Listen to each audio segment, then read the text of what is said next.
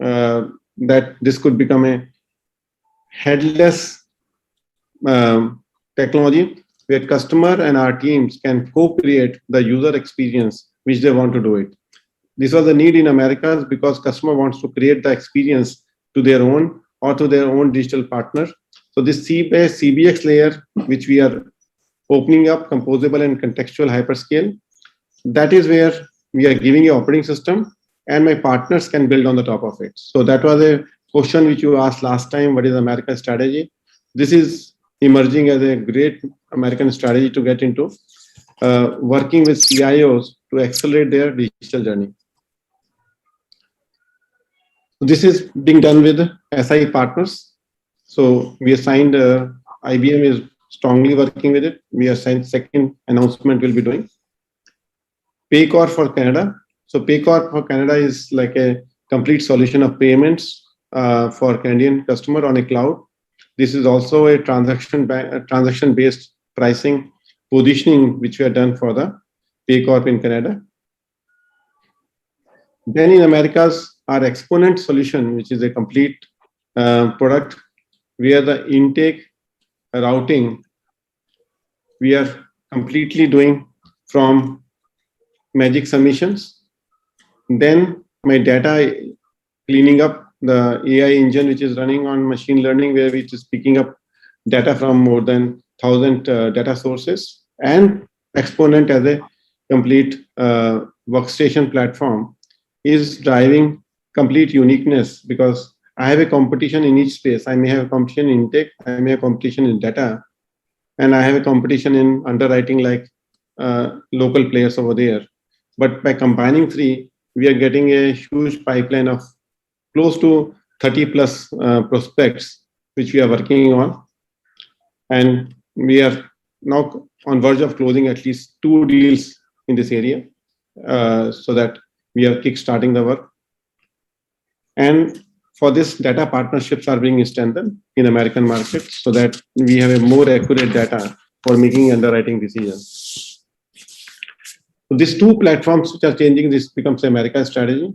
And Canada's strategy is on transaction-based payment solution, is working on Canadian strategy. So this time it's much more clearer strategy. Europe strategy, we look at it, the BNPL is working very, very strongly now, buy now, pay later.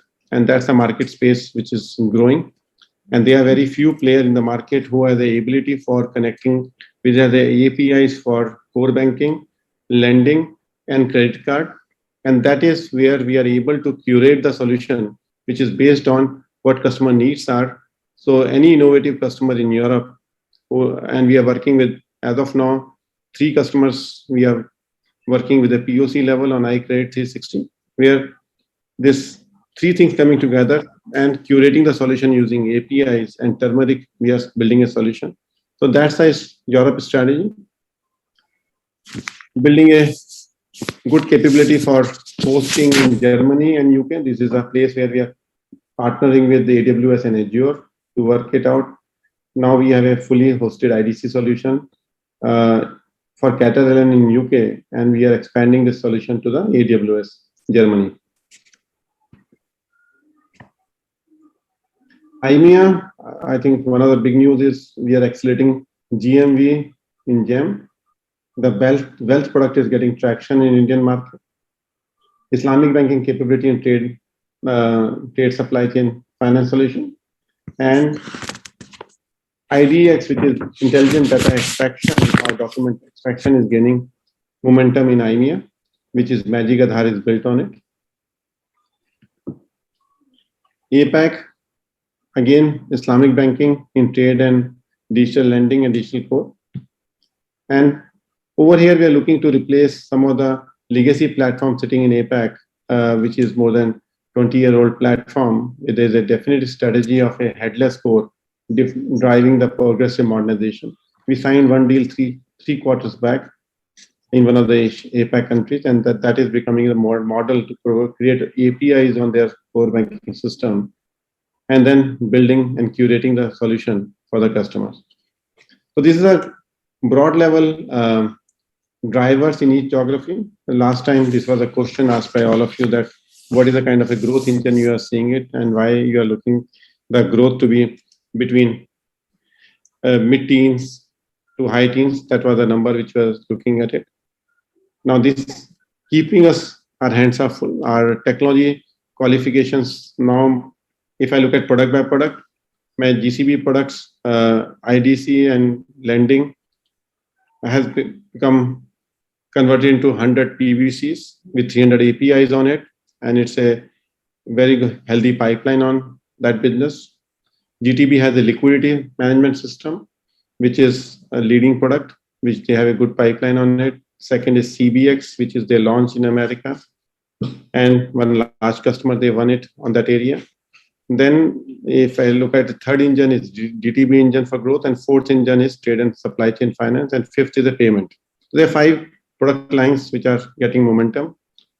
And on insurance, as I mentioned about America, underwriting market is a big space. And second space is Sanjay's place, where we are involved in a multi-million-dollar deals for a 5 years long deal, which we signed on Salesforce and wealth to be combined together for delivering AI-based, machine learning-based solution to them. So these are the opportunities which we have. Wealth and treasury products both are now matured. We are on the verge of winning at least 2 deals in a treasury space in this year. And wealth is also, we are having 2 closed deals in the offing, which is there. So with this business commentary, I would like to pass on financial performance to Prabal. And Prabal, if you can carry forward the financial performance, I will flip the slides for you. Sure. Thank you. Thank you, Arun. Thanks very much. So good evening, ladies and gentlemen. I mean, in deference to all your feedback which we have received, we are going to take the financial metrics which have been presented here as read. But from the time which we have, we'll try and give you some takeaways as we see it from which is emanating from these financials and the business outlook which Arun sort of gave us now. So it helps us in understanding the financials better. I think last year, this time, exactly at this time, Q1 last year, we came to you and talked about the transformation which we had undertaken and we were undertaking on behalf of the company. And the results, of course, have been there for all of us to see over the last 4 quarters. And all I would like to say is that at a high level, the financials also this quarter essentially tell us that we are continuing on our guided strategic path, which is calibrated growth with predictable profitability. That was the basic stance which we took last year when we changed the direction of the company. And this is exactly where we are today as well. So if you see the financials, you will see that we are revenue-wise, we have grown 21% in dollar terms. The EBITDA growth has been 48% and profit after tax 73%. So these are the effects of operating leverage which is inbuilt into our model. So you can see that the predictability part and the growth part both are intact in terms of both revenue and profitability at the EBITDA level as well as the profit after tax level. The second part is, of course, in terms of the revenue itself. Now, those of you who have followed us over the last 6 years and 24 quarters would have seen that the quarterly revenue, we had very specific humps which we needed to overcome in this entire journey of 24 quarters.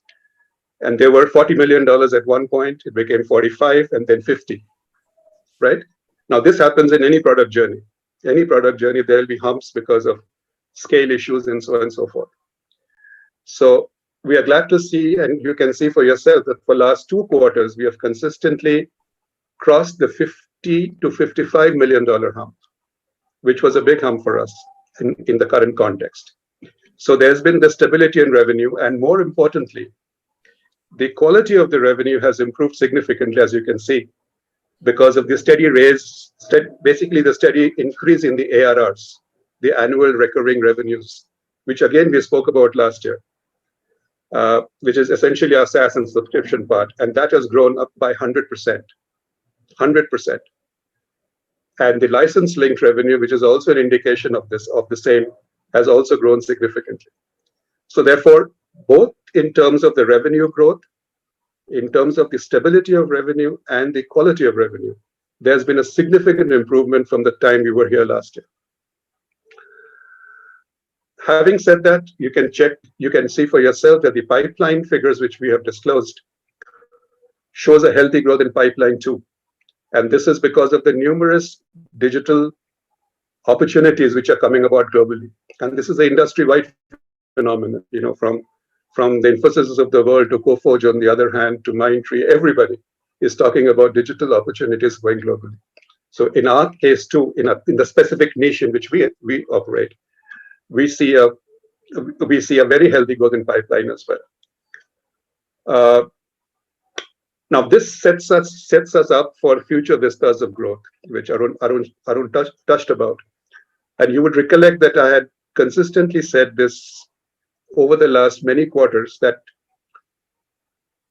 when you control the IP of the product, when you're an IP company, which is what we are, leveraging the IP towards new products and models is a distinct possibility. It's something which we always retain the flexibility for. And the future vistas for growth is essentially a reflection of that. So we're leveraging our IP towards newer products and towards newer geographies. So Arun touched upon CBOS, PayCorp, Exponent Light, iCredit, GEM Solutions, Islamic Banking, all of that. These are all different models of IP, of leveraging the IP. So the future vistas for growth, as we are setting up now, this require investments, of course, but these are sort of things which place us on a very exciting path going forward. On the EBITDA side, I think the graded trajectory of growth in EBITDA percentage continues, the graded trajectory which we talked about. While there have been some core changes in the market environment, especially with respect to talent, and this is in the context of this huge explosion of digital opportunities globally we talked about. So as you know, industry-wide, there is a talent crunch, and there's a supply-demand mismatch at the moment. But we continue our upward trajectory of EBITDA growth, albeit with some potential flattening of the gradient of that growth curve. That we will see as the year goes along. From a taxation perspective, I think the taxation hedges will continue to unwind as we become more and more profitable. I mean, that's a given, right? And more accumulated losses are getting wiped out. Plus, there are, because of the large-scale RSUs which we had given over the last 1 year, which we had talked about earlier. So there are some costs on account of that. And amortization we had guided this in for FY22 earlier, that amortization will start normalizing with the capitalization levels. So these things will happen. So taxation hedges, costs of RSUs and so on and so forth, and amortization and capitalization. So these things will happen as we go on the course of the year. The cash balances, as you can see, have continued to be very healthy, despite there being a marginal increase in DSO in this quarter. But cash balances continue to be healthy. And net, I would say, in terms of the financial performance, with the benefit of our inbuilt ability of leveraging our IP to open up new avenues of growth, we continue on our guided strategic path, which is calibrated growth with predictable profitability, and whilst keeping a very keen focus on the balance sheet. That is how I would like to summarize the financial performance. Manish, would you like to add a few words on IGDB, please? Sure, Prabal. I can take that from here. So the journey around, like I've been sharing it, it's about product leadership with liquidity and DTB, two market standard products where we are de facto market standard, and market depth in each of the markets. In the last two calls, I've shared about how with the need for liquidity management growing, we've won quite a significant amount of deals. And last quarter we shared SocGen, which is one of the super large global banks. They bought up liquidity management to roll out across 50 banks, and that's the program currently underway. Coming into this quarter, the quarter which just ended, in Middle East, we closed a very large deal with the existing customer to migrate them to a cloud native digital corporate channel, whereby we will take the entire cash piece of it. And this will extend out to UAE, Saudi, Egypt, US, and APAC. So it's a large global rollout. I think what's heartening to know is top 8 of the 9 banks right now are our customers. And Middle East, we've got over 35 customers which bank with Intellect. Winner, the whole philosophy of everyone follows the winner is clearly being emanated over here. We are a natural choice in this market, and we continue to win large deals over here. So that's our first win over here for one of the largest UAE banks, which has progressively modernizing their channel with us. We started the initial channel about 10 years ago, and this clearly says that when the time comes for renewal, they come back and they again are large deals which can happen along with us. The second deal is with a Canadian bank. We've been part of their payment modernization, and we've extended out for more capabilities along with them. This is Canada as a market, like I shared last quarter, we signed a deal with another bank to do payments, Paycorp over there. This is the 9th deal in that market, which we are doing. Again, the second example of showing a market dominance around products we have chosen and how we are leading in those markets. The third one win is in Malaysia for us. This is an Islamic trade and cash management opportunity. And this is our second Islamic deal in that market. But overall, this is the 10th digital transformation program. So if you see across these 3 markets, in Middle East, we've got 30 plus, in Canada, close to 9 accounts. In Malaysia, this is the 10th deal. Our strategy of going deep with existing customers and existing markets, and especially during these COVID times, to take the unpredictableness out of it, converting every customer into a promoter whereby we can leverage him to grow along with him, as well as leverage him to help us grow along with others, is very valuable. So that's happened very well. Arun, if you go next slide.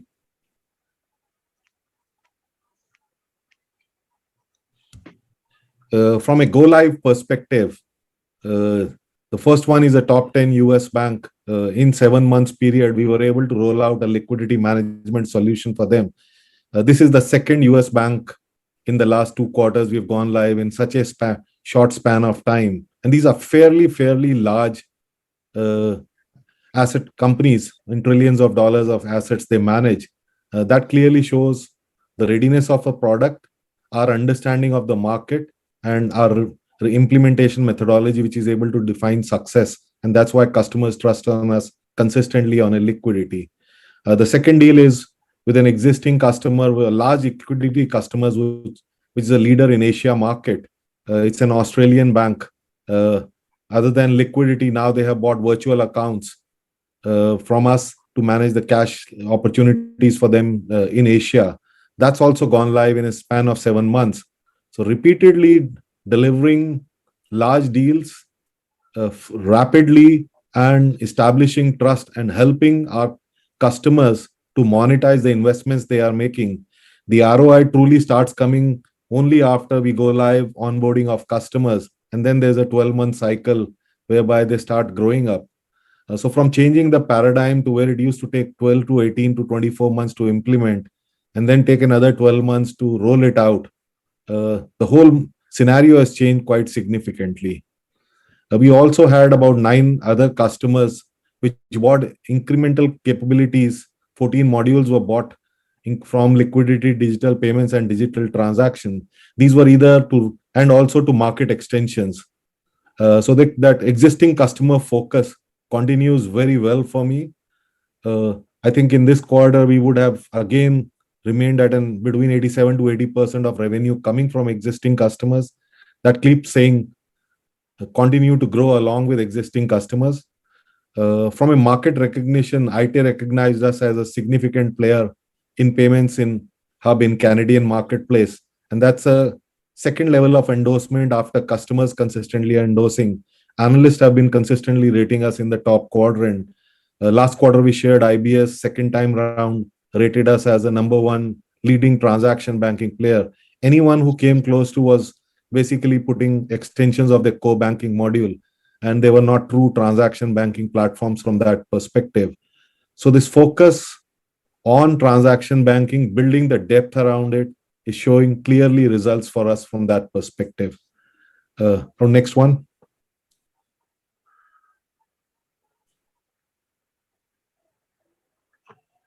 I think as we are growing marketplace, as we are growing the products, the investments on deepening capabilities on the product to take out new capabilities, which we can take out to existing customers as well as new customers in the same market and then new markets. We had quite a number of product releases happen to extend our liquidity and virtual account space, where we're winning quite a bit. Our youngest platform on trade and supply chain, which we are currently running the largest transformation in Asia as well as in Europe. We continue to extend the capabilities on them as we learn from each of these markets, the market needs. And we're now also complying with the SWIFT standards from that perspective. I think this is the next lever of our growth, which will help us take it out to the market. In this just quarter, with a Malaysian bank, we have added trade supply chain incrementally over there.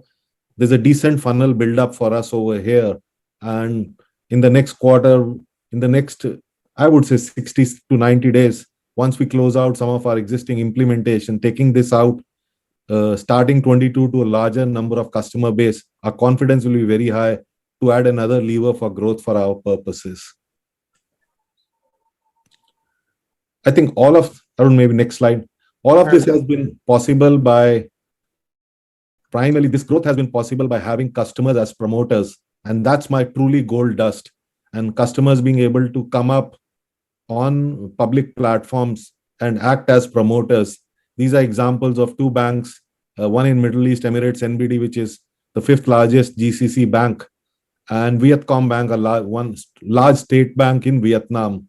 Success we have established along with them and how they have grown as a business speaks of when the customers are willing to openly come on a public platform and endorse the success they have had. This is a mutual rewarding relationship, and we continue to grow along with both of them and many others. And we'll share more stories in the coming quarters about successes we have enabled by customers and truly from a customer speak story perspective. And this is all enabled. Our next one is consistently market. We run a insightful industries webinar, which is what we branded as Wednesdays with IGTB, consistently getting market leaders and our customers as part of this channel to share out what's the developments around. The first one is virtual account, how the context matters in virtual accounts and how we are helping the corporates manage their receivables, their payables, their liquidity much better, and they have self-service capabilities. So we talk about that along with our existing customers. We had ANZ over there. We had Accenture participating as a understanding of that in the market and how we are collaborating together. The second one was along with Coalition Greenwich Group, which is a research group focusing on corporate treasurers' needs. So we anchored a session along with them, and we also had speakers from SocGen and our customer Unilever of how jointly we are serving market needs. So it's a full circle if you look at from market leadership, from product leadership to market leadership, converting customers into promoters, getting analysts to endorse it, bringing the customers into natural public speakers for us, and then keeping the knowledge channel on so that we can keep the Sage brand around transaction banking. We do only transaction banking. We make a difference in that marketplace, and we're creating a full ecosystem with which we can influence and help grow our customers. I'll take a pause over here. Arun, back to you. Thank you. So I think we have few slides in the deck which is related to GCB and insurance. So maybe if you go through it and if you have a question, we can type it. At this point in time, I would like to open the for the question answers. So there are some questions which is in the question box, which I'm reading it. And if you can keep typing, that will also be nicer to consolidate. So there was a question is around what the reason of loss in JV and associates. There's an associate investment in two companies, NMS Works and Adrenaline. Their first quarter typically is slow on their business. Third and fourth quarter is better in the business. That's how the last year they perform. Second question, Vaibhav Gupta is asked, how should we look at the revenue growth in the current year? The revenue growth is, I mentioned, it should be mid-teen to high teens. That's the kind of a number we are looking at. First quarter, we are able to achieve 20%. So that is how we mentioned to all of you is that we designed the business based on, a second, I'll just stop the sharing. Design the business for 20% growth. We achieved 20% growth, but every quarter need not be 20% growth. So it can be anything between mid-teens to high teens. That's a growth number. There's a question from Vivek Choraria. Is pre-EBITDA cost have gone from 286 crore in Q3 last year to 308 crore in this quarter? I think they are obviously when business grows, cost also grows to some extent. So it's not substantially growing. To me, around it went up from 286 crore to 296 crore. So 286 crore to 296 crore and then to 308 crore. There's a close to 10 to 12 crore increase quarter on quarter. This increase with the talent issue going forward will result into a hit on EBITDA. I think our talent costs in the industry are going up, and 30% EBITDA may be pushed, and our digital opportunity, which Prabal was mentioning, are there. We'll be looking at it between 25 to 30% EBITDA range rather than 30% EBITDA, which we are targeting earlier, based on the earlier scenario of the talent to be similar. Now, talent, our growth to increase the growth rate, we are looking for the EBITDA between 25 to 30% going forward. Are we looking for merger and acquisition in future for commercial and tax background? What do you mean by commercial and tax background? I didn't understand that. First of all, M&A, we will be looking at it if there's some niche players are there, but not very actively, because if company is growing 20% plus, there's no need of a merger and acquisition. We need to plan and so many products to go to market, but some niche places are there. We'll like to go for M&A or some investment opportunity, investment basis. Any opportunity in cryptocurrency space going ahead? No, we are not in cryptocurrency right now. And I think we are, at least for next 12 months, we don't have any agenda of getting into cryptocurrency. For a software product company like us, amount of investment to fixed assets seems to be very high, and there is an annual cash outflow 100 crore plus year. Sorry, just. What is product development, Arun? Yeah. So maybe somebody can read out the questions to me, so it will be much better. Sarnu, if you can respond to that question. Yeah, I responded already. So that is the product development cost. This is not a fixed cost. Yeah. It's the cost of the product capitalization. So that's the cost which you are seeing 100 crore cost. We invest 200 crore in R&D. In last 6 years, we invested more than 1,200 crore in R&D, out of which the product which is tangible product, we capitalize them, and the capitalization is close to 120 crore, and 80 crore is something which is technology upgrade cost and other R&D related cost. That is we expense out every year. And that 120 crore you may be referring to as a high fixed asset, which is there. Which is the next question. With PayPal's adoption of Coinbase transactions moving finances to Bitcoin, do we have a digital cryptocurrency software in place? No, we don't. Manish, you have a different answer to this? As of now, we don't have a. No.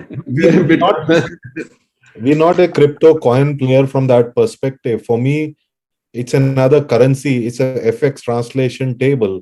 So if a bank offers cryptocurrency as a payment type, for me, it's an FX conversion, and our payment platform will take care of that as long as they have the connectivity to the right exchanges.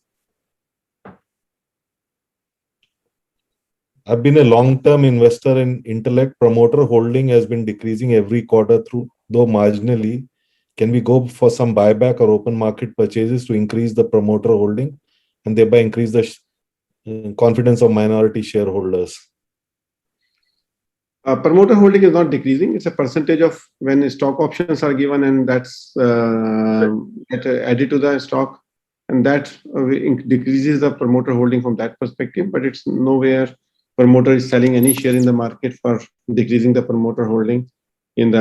Our promoter plus employee holding is close to 39%. 31% is direct promoter plus 8% is the close friend and associate and as Intellect employees. So, which is a good number for building a confidence that 40% of the equity is the people who are running the company. Next one is, are you looking at entering blockchain solution space, maybe supply chain solution, etc. to start with?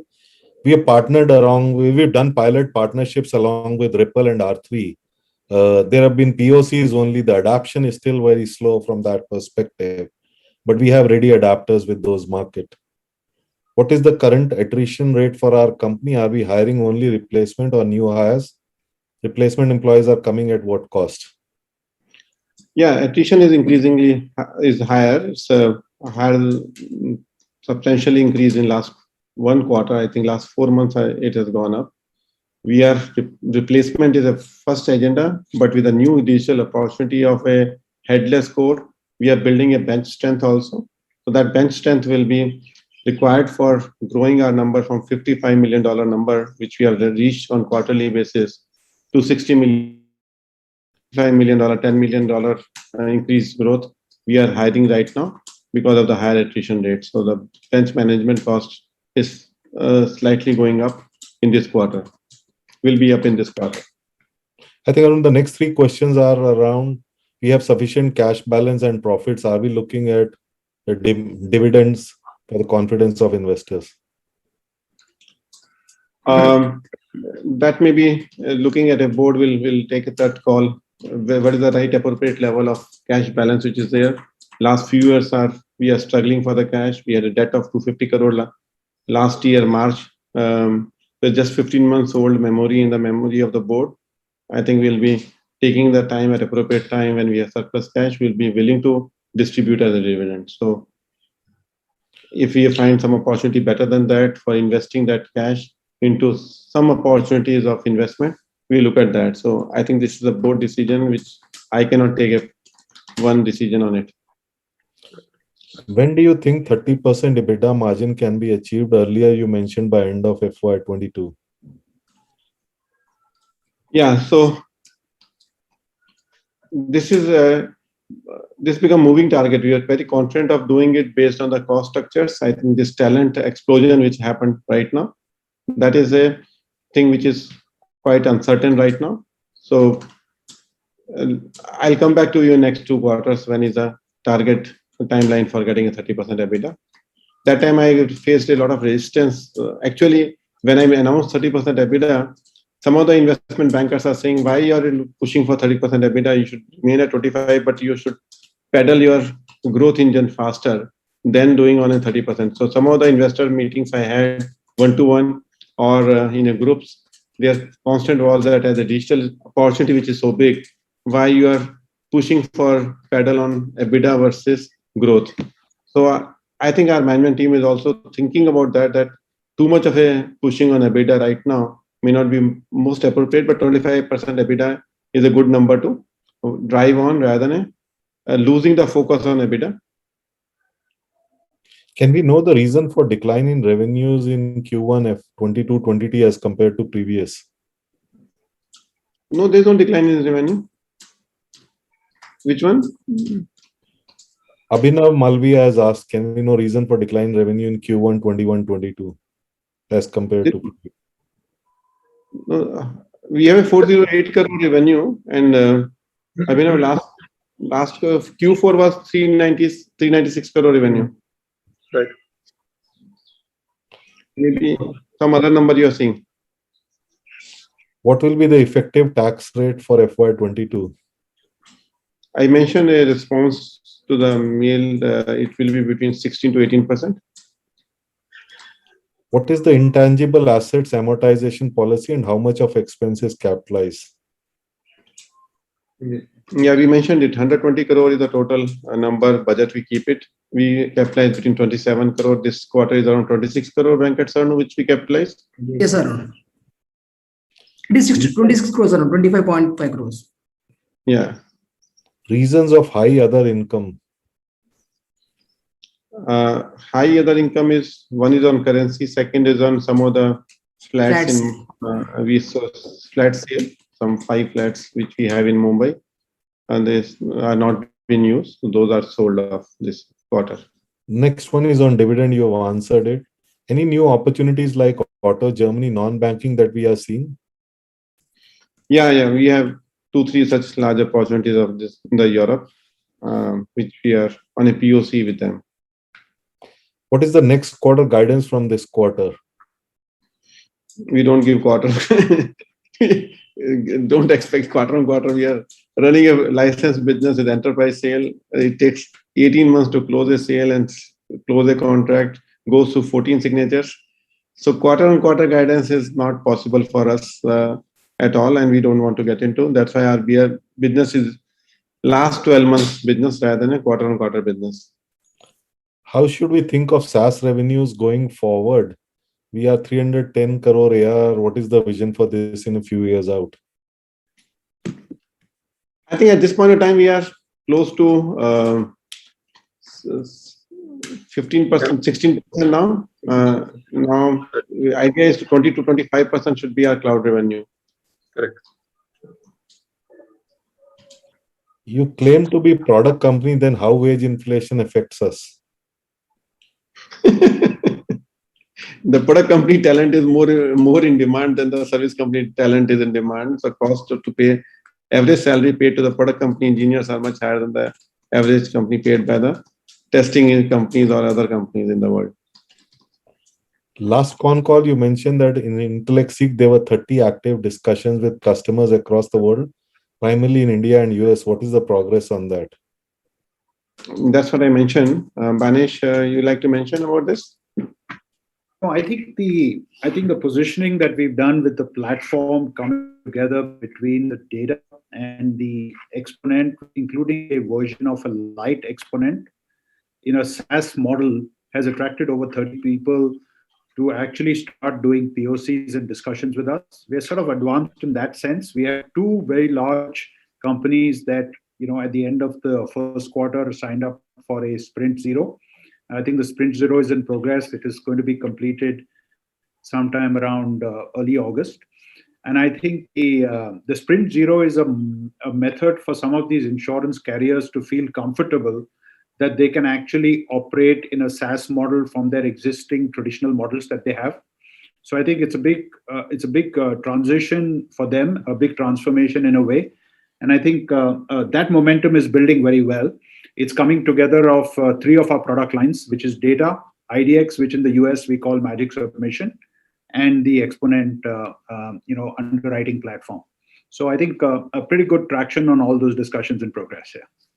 Manish, there is another question over here. Data extraction is a large market. Would you become aggressive in whole opportunity and act as the AI accelerator for other companies? Would we like to venture in other areas to provide analytics such as health, etc., using data extraction? Yeah. So, my view to that question is that data is really obviously a very critical part of what has been transitioning over the last year or so from an information age sort of direction from digital.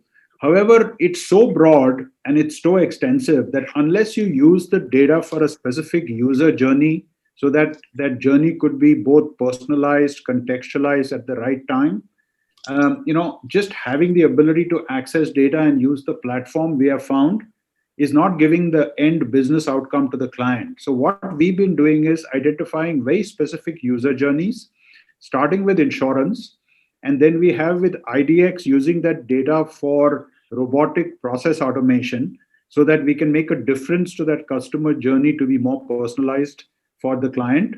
And I think we are beginning with a couple of things around, around those area with the IDX platform. Magic Aadhaar was one of them. We have Magic Onboarding. We have Magic Invoice, which is just about in final stages of discussion with another client in the US. So I have a feeling that, the data being used for a specific journey is more important than just providing the data as a service. I don't think right now we are in that space, though we have very rich data and very good data. We still need to get it to achieve a business outcome for our clients. Thanks, But Manish. opportunity is there, yeah. Go ahead, Manish. Can you please update on credit rating as well as net debt status? Yeah. Sarna? Yeah, I think as of today, we got a debt of 34 crores in FCTL. As the rating is concerned, that I already replied that as far as the long term is the A stable by CRISIL, and short term is the A1 rating. Thanks, Sarnu.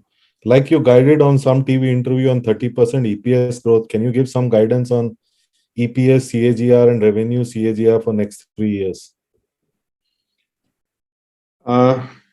Next 3 years is we can do the design, how we design the business for 30% EPS growth. That's what we are looking at. But actual design to actual, there may be some shortfall may be there, but 30% EPS growth, maybe 25 to 30% EPS growth in next 3 years could be what we looking for design of the business, looking at the, but it's almost like we can't just forecast for 3 years in this current business scenario. Sometimes a cloud deal may require upfront investment, because when you do a cloud deal, which is a 10-year deal, we may end up in investing substantial money in a particular quarter, which can impact the EBITDA level of that quarter. But on a total deal value over the 10-year period, if it's large, then upfront investment, we are not capitalizing it and we are expensing it out. So that will have a fluctuation of those EPS, 100% EPS on it. But for design perspective, we design the business for 30% EPS. The way we design the business on revenue growth of 20%, we design the business for 30% EPS growth. How much we achieve, that's tell out of the 50 deals which we have announced as destiny deals, out of which more than double-digit deals are in more than 50 crore range. If we win few good deals in that area, the 30% can be achieved in this year. If it is a few deals shift to next quarter or next year first quarter, so that is a variation which is there. What we are tracking is a destiny deals, which are 50 deals, which is grown from 44 deals to 50 deals this quarter. So we are showing the pipeline, and pipeline has grown from $575 million to $626 million. So both the places, we have substantial momentum there. And how this momentum gets translated, because on license revenue, most of it comes to the profit line. And if particular license of 5 million doesn't get signed, suddenly my margin can have an impact on it. So that is as an investor, you need to understand this business is a bulk. We can generate the profit in a bulky manner. You can have a ups and downs on this, on the margin. But annual margin design is 30% EPS growth. Are there any direct risks? If I may just add a little bit here. See, as we have said again before and consistently, actually, giving an exact number for 3 years is a forward-looking statement, and that's not something we would like to do in any case. However, what is important for investors to understand is that the graded trajectory of both EBITDA, revenue, EBITDA, as well as EPS. That is the important part, and that graded trajectory of growth in all these 3 numbers is something which we have put on the table. The only thing which Arun is mentioning is that the incline of the growth curve could get moderated from quarter to quarter, etc., because of these various factors which go into the drivers. That's all. So as far as your long-term modeling is concerned, the growth in both EBITDA and EPS is something which you can model in without giving an exact number. So that is the point. The growth in the trajectory is important. The incline of that growth curve can get moderated for various reasons. Yeah, Manish. Yep, thanks. Next one is, are there any direct risks to IDF from Chinese tech regulations?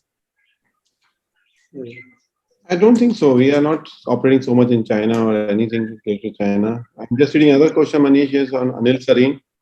License revenue continuously falling Q and Q. License revenues are not up and it's not a sequential linear number. I want to highlight it's a year-on-year license has grown.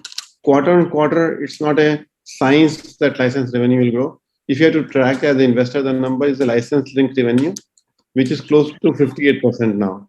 So 58% is a large number for a product company to have a license linked revenue, which has got license plus cloud plus AMC, all the three things coming together. That's the right metrics to look at it. Don't look at the which deal I'm signing as a cloud and deal and which deal I'm signing as a license deal. That's not the right metrics to look at it. So don't decompose these three numbers. We are publishing three numbers as of now, but all our license linked revenue on nil. Arun, what kind of investments are we looking at ahead? Will it be through S&M or through balance sheet?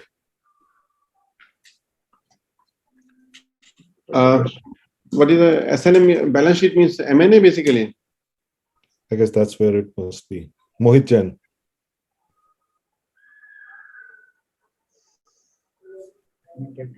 Arun, S&M probably means sales and marketing, and Yeah. balance sheet would be the acquisition, perhaps. Yes.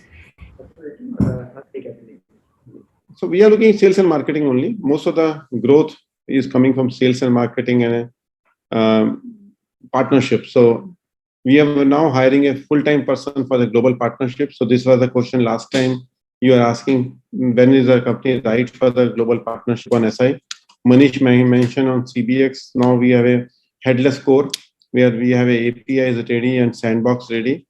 And somebody asked a question what the Turmeric means. Turmeric is our platform, which is like a SDK platform for building a orchestration, integration, UX studio, API studio. It's all 4 in 1 box with a sandbox available. That helps in digital acceleration, where we can be at least 30% faster than our competitor on digital acceleration and building a composable banking. So that's also helps to migrate legacy to the cloud infrastructure for banks. That's right. That's right. It's for migrating that platform. So that's a kind of an investment which is not directly linked to the product, but that's investment which is directly linked to the how do you create a POC with a customer. And Rajesh can highlight, Rajesh, if you can bring it, that how iCredit 360 is leveraging. Rajesh is there? Yeah. You want me to do it right now? Yeah, just share about iCredit 360. How are you leveraging this? Sure. So I think one of the, and I think we presented that in the earlier part of the presentation, just to remind ourselves, one of the key pillars for growth for us is Europe, is a strategy around Europe. And in June of this year, we launched a new product, which we call as iCredit 360. It was launched. It's a purpose-built product for Europe. It's a solution where we have curated a couple of credit solutions to look at what is the need in the market. And let me just explain this in 2 simple use cases. So first use case, let's talk about a customer in Sweden. A customer of Bank X in Sweden walks into Bohas departmental store to buy a TV. And he wants to use a credit card and BNPL to finance that purchase. Today, the way the solutions are stitched in Europe, this is a fragmented customer journey, because the credit card platform is different, the lending platform is different, therefore the bank can't give them a unified experience. iCredit 360 brings it all together. Right? So it creates a frictionless journey for this from a customer perspective. So this is the market pain and the solution that we bring. Another simple use case just to make investor understand is, let's take the same example of Bohas. Bohas is also a partner, let's say, for this Bank X. Today, Bohas receives payments for their credit card spendings differently. BNPL spending differently, lending differently, and they have a huge issue from a recon perspective.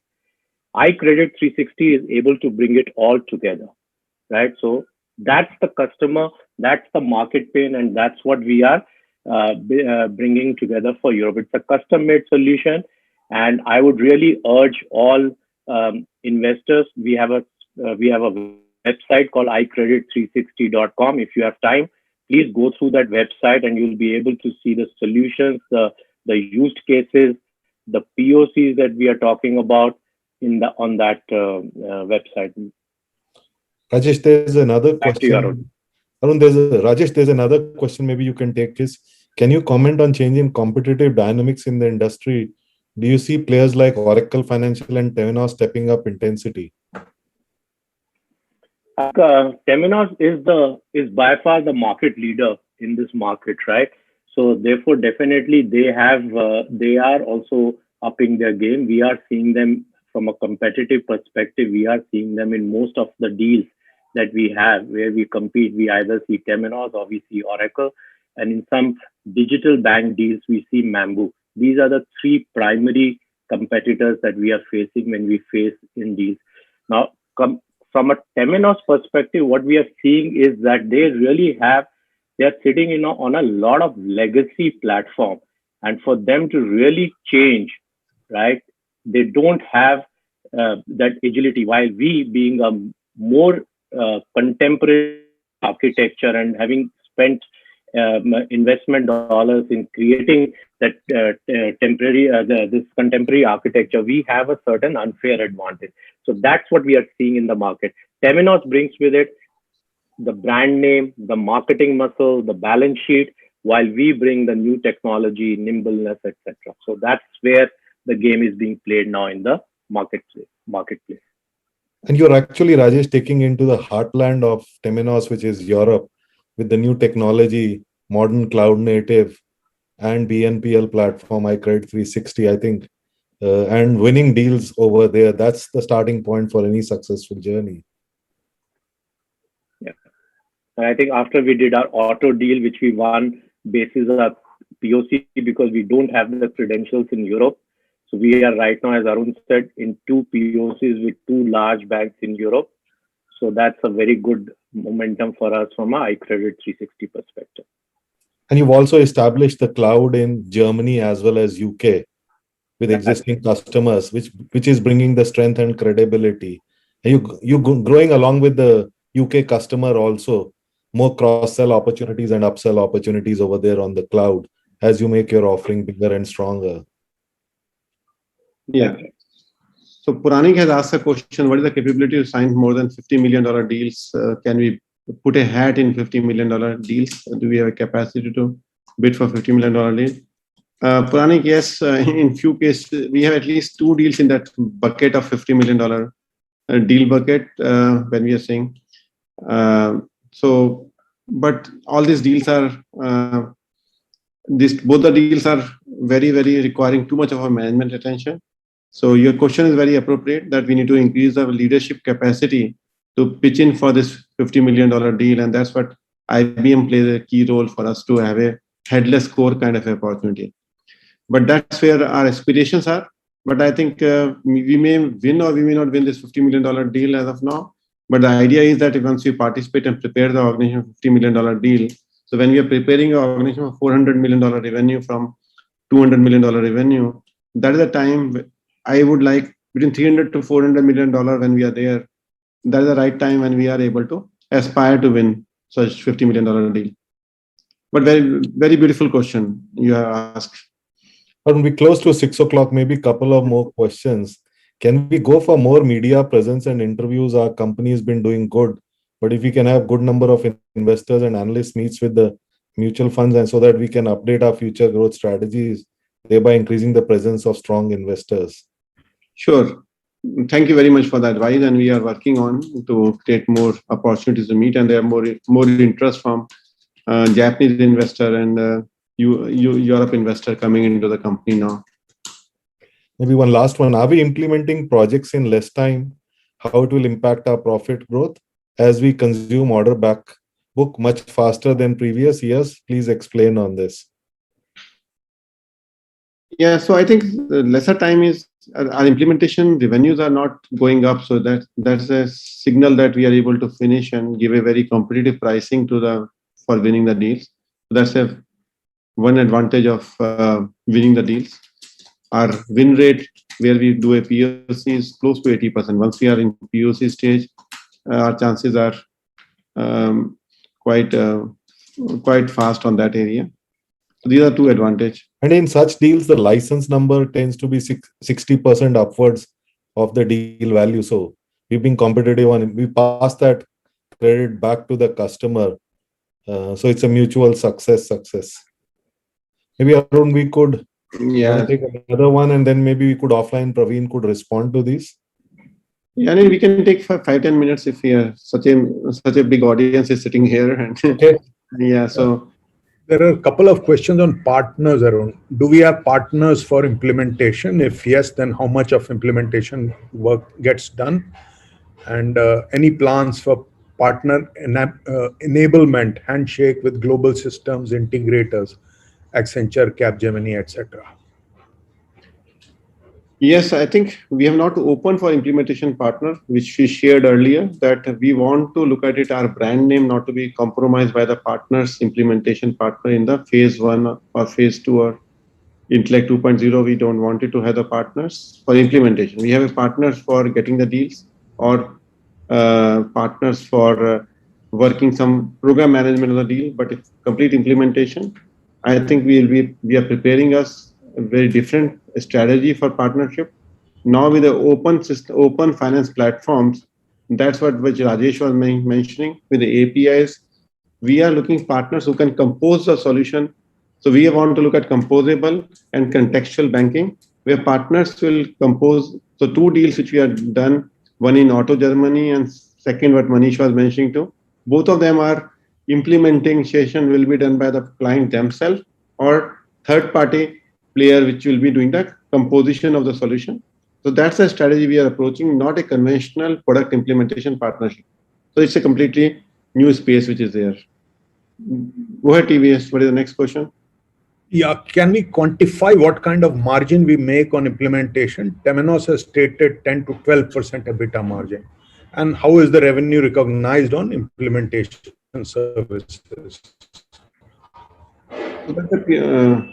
The margins are upward of 20-25%. In some implementation, it varies from 20% to 30% on various implementations. And revenue recognition policy is a completion, point of completion. POC basis. POC basis. The same question, there is another one, Ankush Agarwal. As an overall percentage, license-linked revenues are increasing. How does this affect the company in terms of margins and DSO?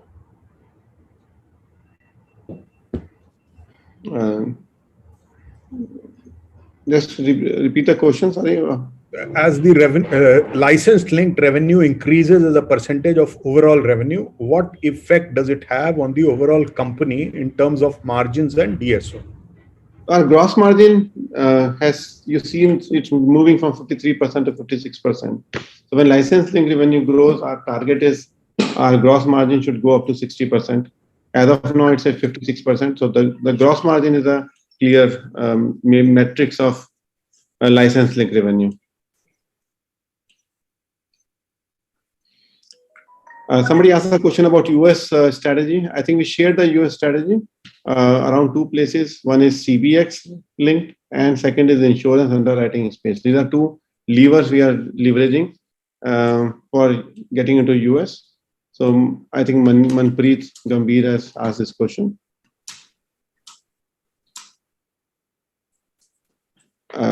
Somebody asked a question that promoter has been SEBI, we paid the fine, which this is the transaction, if you is mentioned in SEBI ruling also, that Arun, I given 100,000 shares to my daughter to equalize.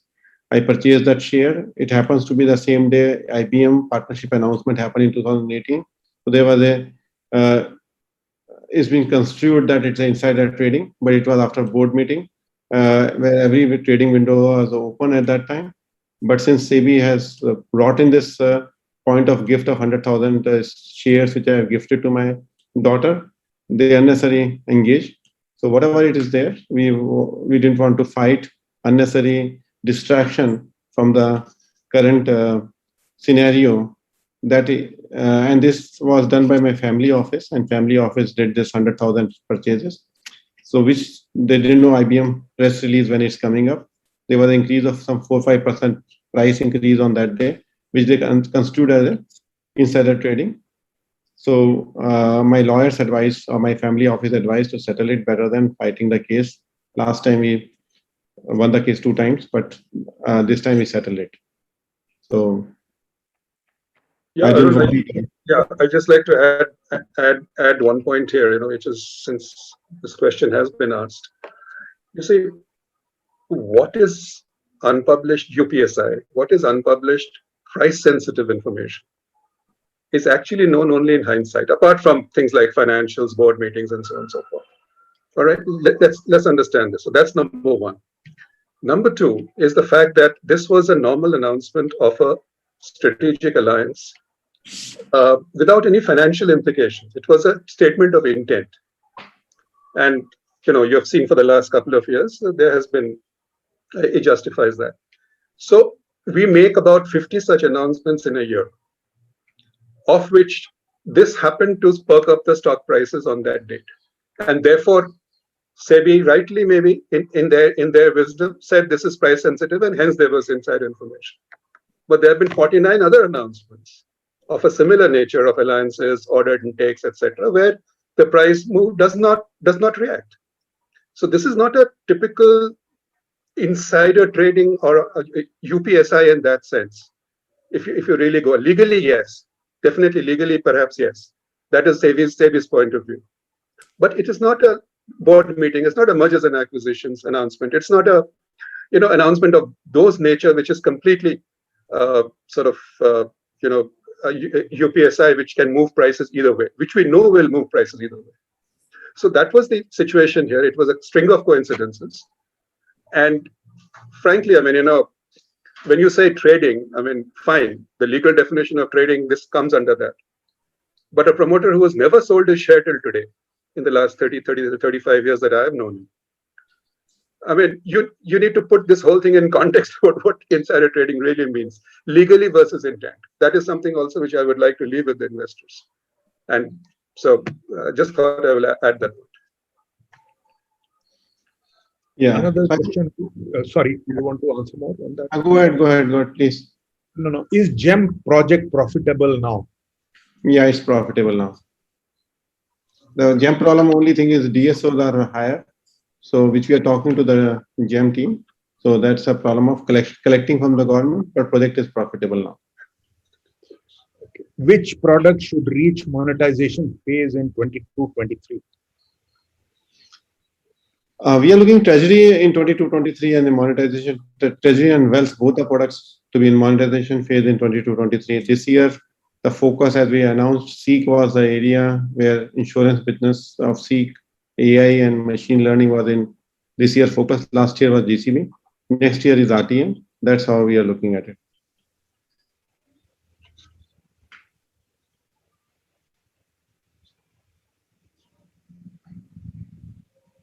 Okay. Anything else?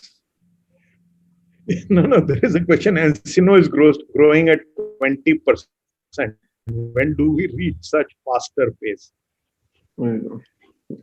Yeah, this is always a race here. There's 20% this quarter, we did 20%. If all your wishes of investors are there, we should grow 25%. We all love to grow 25%. We need all your wishes as the shareholders to drive the 25% growth rate, but we don't want to be optimistic, but we want to be calibrated. That's the answer I would like to have. Yeah. Okay. Thank you. Thank you, everybody. In case still some questions are there, please do mail it to us. We'll reply to you on one-on-one. Thank you so much. Thank you. Thanks for participating.